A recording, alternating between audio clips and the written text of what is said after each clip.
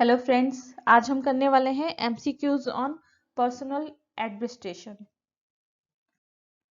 First question है, which of the following point does promotion involves.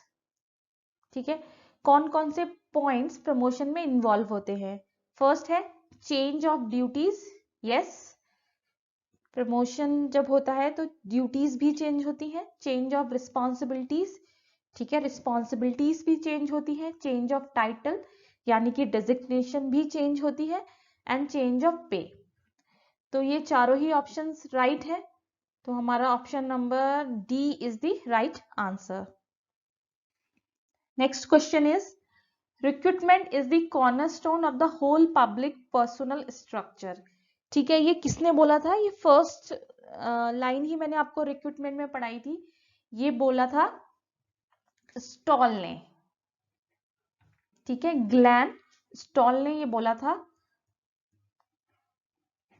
कि जो recruitment process होता है वो पब्लिक पर्सनल स्ट्रक्चर का कॉर्नरस्टोन होता है, जिसे आप बेस भी कह सकते हो। ठीक है, जब तक रिक्रूटमेंट पॉलिसी प्रॉपरली नहीं बनाई जाएंगी, कभी भी फर्स्ट रेट स्टाफ नहीं बिल्डअप हो पाएगा। ठीक है, तो ये बोला था ग्लैन स्टॉल ने। ठीक है, नेक्स्ट क्वेश्चन है, which of the following are the principles of compensation. ठीक है, कंपनसेशन या फिर जो सैलरी होती है वो किस बेसिस पे दी जाती है। तो फर्स्ट है social consideration. Yes, this is also one of the principal which is consider while preparing salary और कंपनसेशन। ठीक है, सोशल कंसिडरेशन लिया जाता है। Next is maintenance of efficiency, यानी कि एम्प्लॉय की एफिशिएंसी कितनी है ये देखी जाती है, इसके बेसिस पे भी सैलरी दी जाती है या फिर कंपनसेशन दिया जाता है।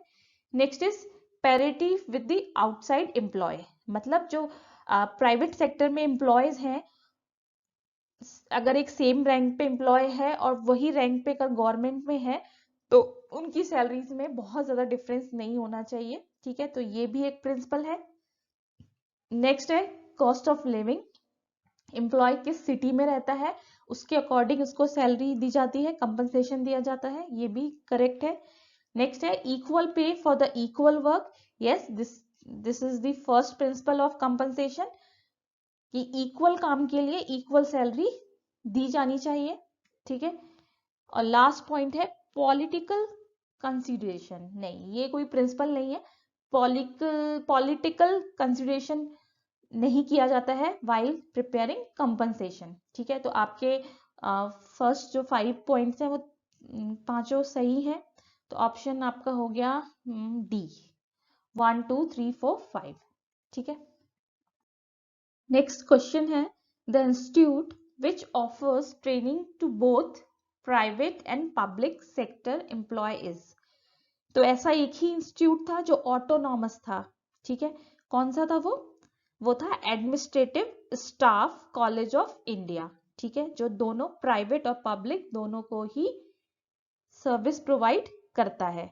ठीक है, इंडस्ट्रियल ट्रेनिंग प्रोवाइड करता है, तो फर्स्ट ऑप्शन जो है वो is the right answer, administrative staff college of India. B जो है उसका फुल फॉर्म क्या है? ये है national institute of rural development. ठीक है, ये किन लोगों को ट्रेनिंग प्रोवाइड करता है? जिनकी जॉब्स जो होती है वो रूरल एरियाज में होती है, और ये केवल गवर्नमेंट एम्प्लॉयज के लिए ही है। सी वाला जो है वो है IIPA, that is Indian institute of public administration.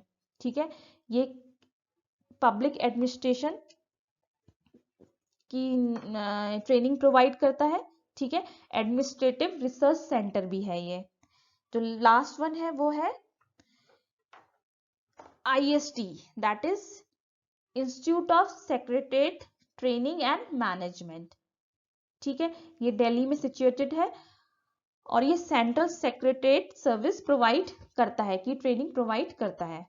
ठीक है, और ये भी क्या, ये तीनों ही क्या है, केवल गवर्नमेंट एम्प्लॉयज के लिए ही है। केवल जो फर्स्ट है administrative staff college of India, वही दोनों पब्लिक और प्राइवेट दोनों सेक्टर्स को ट्रेनिंग प्रोवाइड करता है। नेक्स्ट है right promotion at the right time.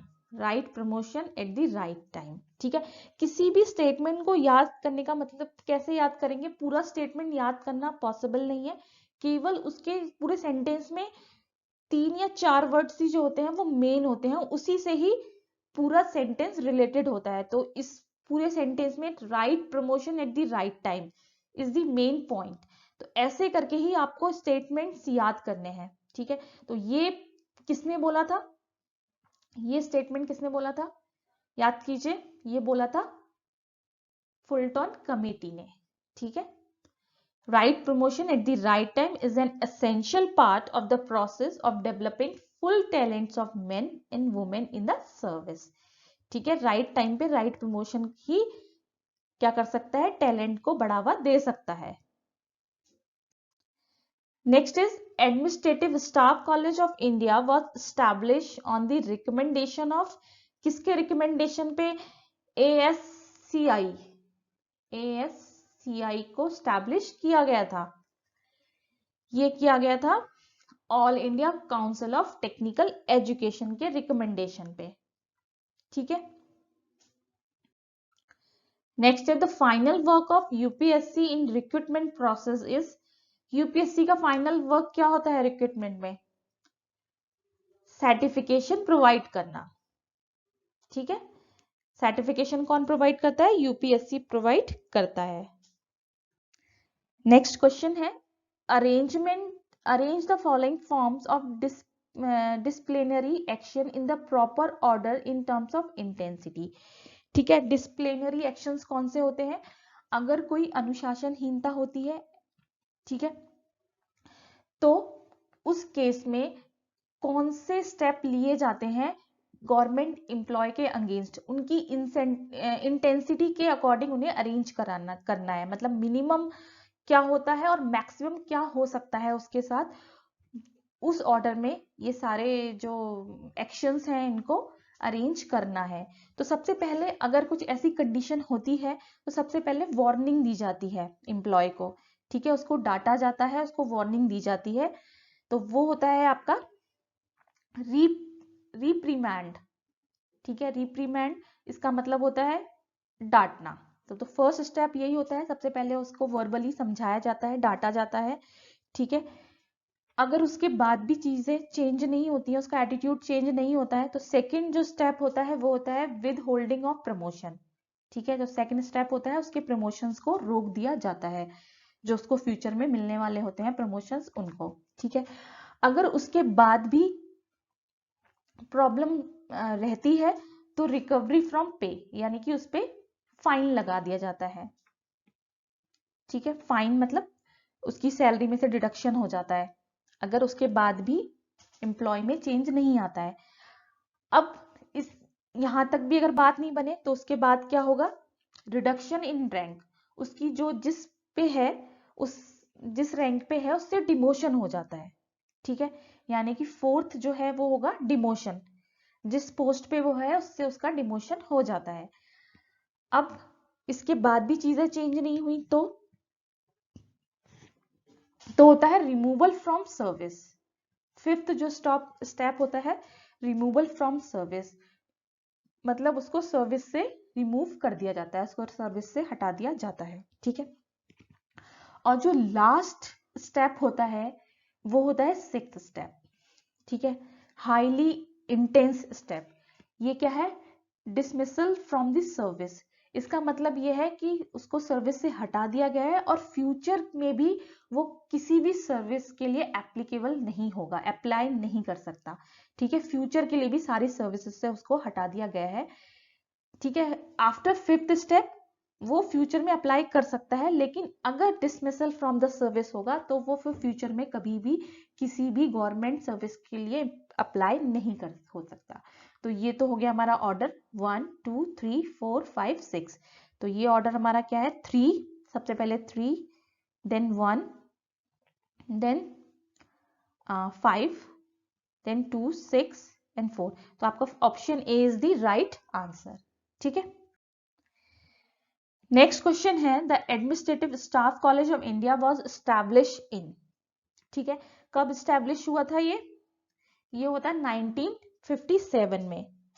ठीक है। नेक्स्ट है the chairman of the national council of joint consultative machinery is कौन होता है chairman national council of joint consultative machinery का? ये होता है कैबिनेट सेक्रेटरी। ये ऑलरेडी मैं थ्योरी में सब पढ़ा चुकी हूं, तो यहाँ पे दोबारा से उसे एक्सप्लेन करने का कोई मतलब नहीं है, ठीक है। तो जिसको थोड़ा सा भी कंफ्यूजन है वो लेक्चर देख ले। नेक्स्ट क्वेश्चन है in India the classification of civil services is determined by, कौन से सिविल सर्विस के रूल्स के अकॉर्डिंग क्लासिफिकेशन हुआ है? ठीक है, ये हुआ है सिविल सर्विसेज रूल 1930, ठीक है। नेक्स्ट क्वेश्चन है a good collector house was the often a second home to the young assistant collector. ये स्टेटमेंट किसके रेफरेंस में किया गया था? कौन सी ट्रेनिंग के रेफरेंस में ये स्टेटमेंट दिया गया था? तो ये स्टेटमेंट दिया गया था इनफॉर्मल ट्रेनिंग में। इनफॉर्मल ट्रेनिंग क्या होती है? इनफॉर्मल ट्रेनिंग वो होती है जब आप डायरेक्ट आपको आपके ऑफिस में भेज दिया जाता है और फिर वहां पे प्रैक्टिकली जो हो रहा है उससे एम्प्लॉय सीखता है, ठीक है। तो इसी रेफरेंस में बोला गया था कि जो यंग असिस्टेंट कलेक्टर होता है उसके लिए बेस्ट जो लर्निंग प्रोसेस होती है वो कहाँ होती है कि वो कलेक्टर हाउस में अपॉइंट हो जाए और जो कलेक्टर कर रहा है उसको प्रैक्टिकली वहां पे देखे फील्ड पे और उसको समझे। तो ये आता है इनफॉर्मल ट्रेनिंग के अंडर में, ठीक है। नेक्स्ट है the essence of promotion is, क्या है एसेंस? ये आई थिंक फर्स्ट या सेकेंड लाइन ही है प्रमोशन में। ये क्या है? Change of duties and responsibilities, ठीक है। प्रमोशन के साथ जो दो चीजें श्योर शॉर्ट होती ही होती हैं वो है ड्यूटीज और रिस्पॉन्सिबिलिटीज। सैलरी इंक्रीमेंट हो भी सकता है, नहीं भी हो सकता है, टाइटल इंक्रीमेंट हो भी सकता है, नहीं भी हो सकता है, लेकिन जो एक दो चीजें आपको चेंज होती ही होती है वो होती हैं ड्यूटीज और रिस्पॉन्सिबिलिटीज, ठीक है। Next question is which one of the following is incorrectly matched. अब इनमें से कौन सा इनकरेक्टली मैच्ड है? मतलब एक तरफ आपको ट्रेनिंग इंस्टीट्यूट दिए हुए हैं, दूसरी तरफ आपको ट्रेनिंग दिए हुए हैं, ट्रेनिंग दी हुई है, ठीक है। तो आपको बताना है इनमें से कौन सा किससे मैच हो रहा है। तो आपको देखना है induction training, institute of secretarial training and management, नहीं इसमें नहीं होती है ये। In service training, Indian institute of public administration, नहीं ये इसमें नहीं होती है। Background training, income tax training school, yes this one is the right answer, ठीक है। ये ऑलरेडी मैं पढ़ा चुकी हूँ, आप ट्रेनिंग वाले स्लाइड्स पे जाके इसको देख लीजिएगा, ठीक है। नेक्स्ट है arrange the following stages in the recruitment process in proper order. Selection, placement, provision, appointment, certification and orientation, ठीक है। ये ऑलरेडी बहुत डिटेल में मैंने आपको बताया है सारे स्टेप्स, तो इसका आंसर मैं नहीं बताऊंगी, आप लोग मुझे बताओगे, ठीक है। कमेंट सेक्शन में आप मुझे बताएंगे कि इसका सही आंसर क्या होगा, सही अरेंजमेंट क्या होगा, ठीक है। ऐसे ही पढ़ते रहिए। Thank you so much, take care, bye bye.